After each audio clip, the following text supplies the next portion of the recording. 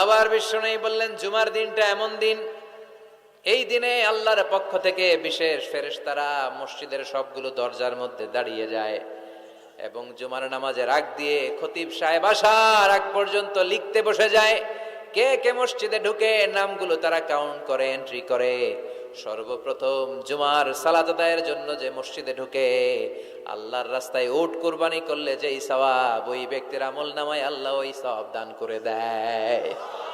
সর্বপ্রথম জুমার দিন যে মসজিদে ঢুকে ফালাহুল বুদনা, তার জন্য থাকে একটা উট কুরবানির সওয়াব। ওনার পরে যে ঢুকবে ফালাহু বাকারা, তার জন্য গরু কুরবানির সওয়াব।